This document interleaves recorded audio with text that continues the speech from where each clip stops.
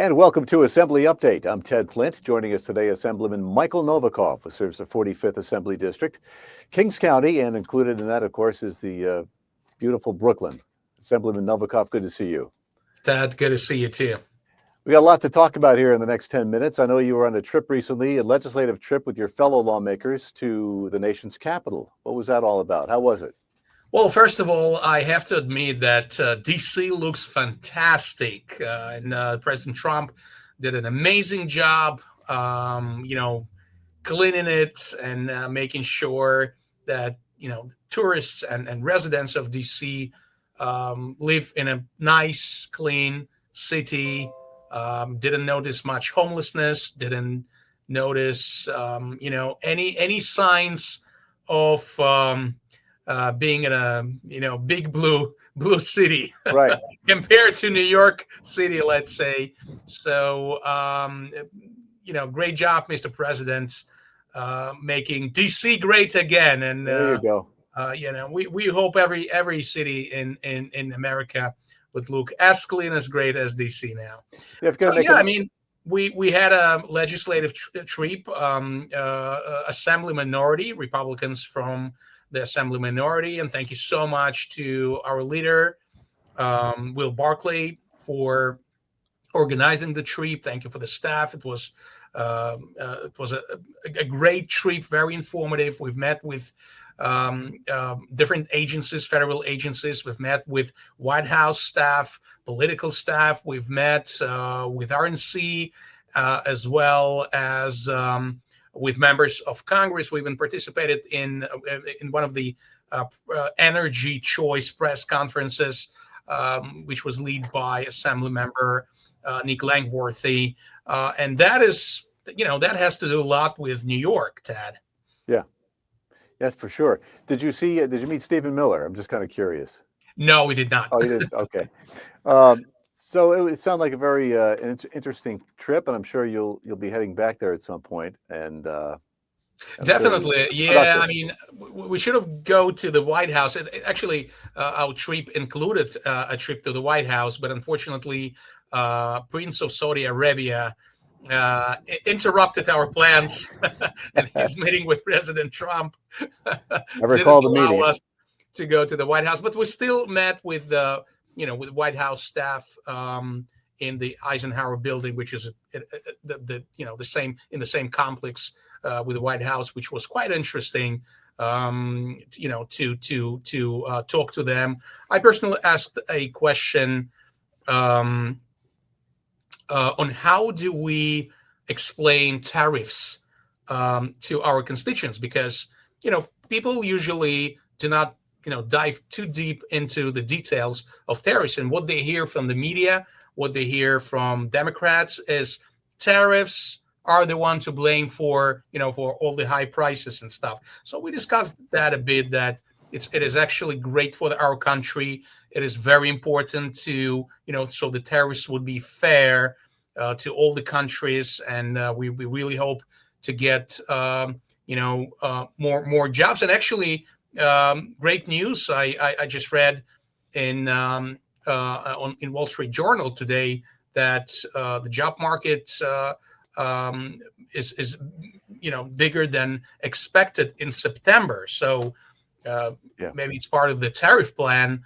I mean, we all understand that economy is still recovering. Sure. And at least we have really low egg prices and fuel prices, gas prices are down, and thanks to Trump administration for that.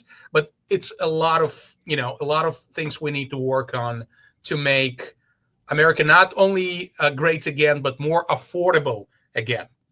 Absolutely. Let's talk. Speaking about food prices down. Thanksgiving just days away, and you're going to have a turkey giveaway in your district. Where and when is this taking place, and who's eligible? So before we get into the turkey business, I just would like to mention the energy meeting at the Department of Energy and the Energy Choice press conference put together by Congressman Nick Langworthy.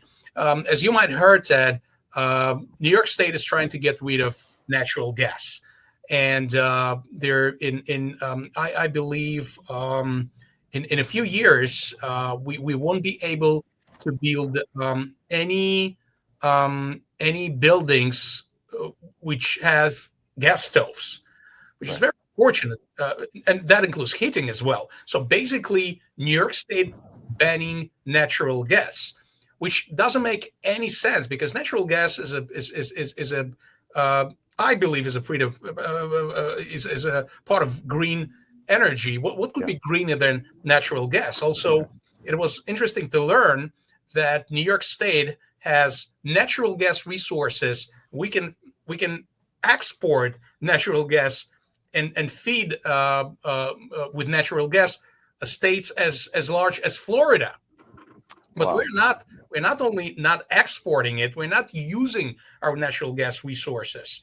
And the energy prices are going higher and higher and higher. We already discussed one of the press conferences Senator Stephen Chan put together about a month ago, and I explained that my neighbor's bill for June was $2,000. Now imagine getting rid of natural gas. Yeah, it's crazy. Imagine getting rid of natural gas and heating your house, especially in northern country, heating your house with electricity. I mean, we just don't have enough electricity. Especially mentioning the fact that Governor Cuomo, in his days in office, closed Indian Point nuclear Yeah. power station. So we don't have enough electricity, and we're getting rid of natural gas, and this is a big mistake. This is a big mistake. We won't have enough power to grid our homes. To it's just not enough, and the majority in the assembly and the governor have to understand that they're not aligned with the reality. We need natural gas. So the press conference was about an energy choice that villages and towns can. It's their choice. They Right. don't have to follow the state rules. It's their choice if they want natural gas in their houses and in their stoves.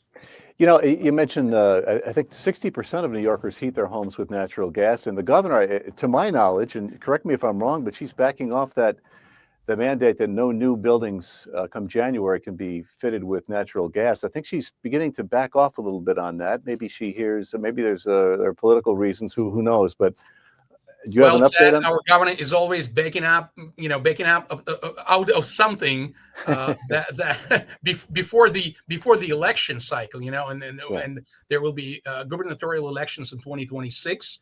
She has a very strong competitor running against her, Elise Stefanik, which we Hmm. all support, which I personally support as our new governor, and we should becomes our new governor, and things will change for better, certainly. But there are always a lot of promises and backup. Remember with the what happened with the congestion pricing a year ago, right? Right. When Right. in June, just half a year before the election, she announced that the program will be paused, and just a week after, what a hypocrisy! Just a week after the election, she said that she announced that it's going to go in effect Yeah. starting January. Yeah. So such a hypocrisy. I mean, Yeah. it's and we see it all over, unfortunately.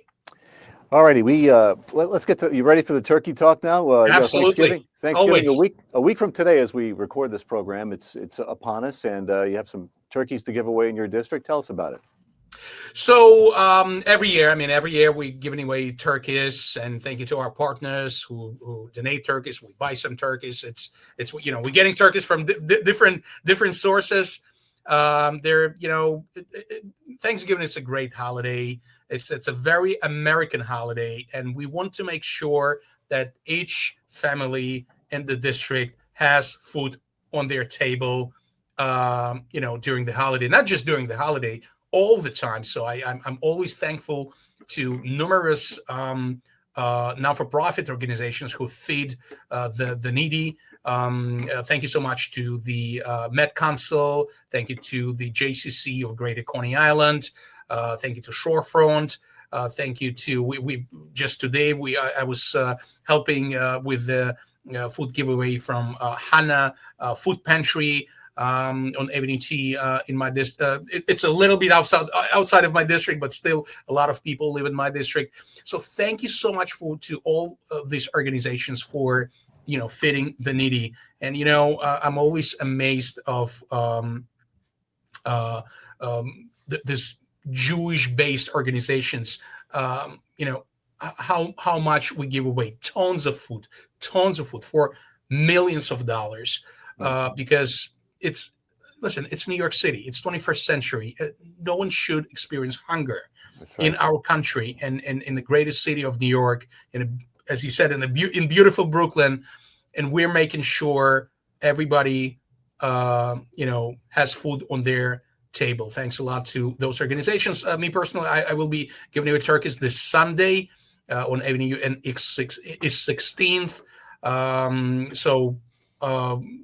If you're registered, you can register by getting in touch with my office. If you're already registered, just come and get your holiday turkey. All right, we'll give the number out of your office at the end of the program. Let's. I hate to end on a somber note, but there was an accident, Ocean View Parkway. Ocean Parkway. A woman and her 2 young children were killed. The third child was in critical condition. They were run over. They were hit, struck, and killed by a vehicle driven by a 34-year-old woman. Her name is Miriam. I lost her name here. Yerimi, I think. Yerimi, yeah. So she got sentenced to 3 to 9 years in prison. For reckless driving, a relatively lenient sentence. So what is your take on what happened in the sentence? Ted, first of all, it's a terrible tragedy for the community, for the Jewish community, and just for Brooklyn. Sure. I need to remind our listeners and watchers. I need to remind that Miriam Yerimi had 93 violations, unpaid violations, including speeding violations. Most of them were actually speeding. 93, Ted. And in 1 year. I heard that in 1 year. So I believe so. Yeah. Yeah. She was driving over 80 miles an hour in a 25 miles an hour speed zone. 80 miles an hour. So roughly 4 times the limit. Reckless, irresponsible, and I understand it's a plea deal, but in any deal, she's guilty in any scenario, if it's a plea deal or not a plea deal. So, we see the consequences of a Democratic judge or a Democratic district attorney, and the community is outraged. Right. Because of that 3 to 9, which is a minimum, which is a bare minimum for such a terrible accident. Yes, it is an accident, but we know who is guilty of an accident. Someone who was driving 80 miles an hour with 93 unpaid violations. It's a repeat offender, recidivist. But however, Ted, this tragedy could be avoidable if we could get back to years where we had checkpoints. We should have checked. By the way, her driver's license was suspended. Right. So imagine if she would be stopped at a checkpoint without a driver, with a suspended driver's license, she wouldn't be behind the wheel. And this is, when we have very weak laws against such people, unfortunately we're losing lives, and this is an example of it. So she should have she should have been punished to the fullest extent of the law. because she pled guilty, Michael, that's why she avoided a trial. If she pled guilty and she did that, that's why the sentence 3 to 9. And you mentioned the 93 speeding tickets. I think it was local Fox affiliate said that was in 1 year, and 20 of those were for speeding, and most of those were for speeding in a school zone. So, I mean, it's unreal. And the advocates are looking to get a super speeder bill passed in the Assembly. Some members of the Assembly oppose that. That was part of the Fox report too. Right. I mean, Ted, when I saw that bill first, it said that you would need to have 6 speeding tickets over the term of 1 year, which I said is probably too rough. Now they bumped it up to 16, which makes much more sense. And I'm thinking of supporting this bill. I'm still looking into this piece of legislation. So we will see. But we definitely need to do something with those repeat offenders, with those who constantly, speed and cause such tragedies like one happened on Ocean Parkway in Brooklyn. All right, very good. We've covered a lot of ground here today. Assemblyman Michael Novikov, you want to get in touch with the Assemblyman, you can dial in him at his DO in Brooklyn, 718-743-4079. Assemblyman Novikov, always a pleasure to see you. Good luck, and thank you, Ted. Have a happy Thanksgiving. Thank you for joining us. You too, Ted. Happy Thanksgiving. Thank you. All right, we'll talk to you soon. Thanks for joining us on this edition of Assembly Update. I'm Ted Flint.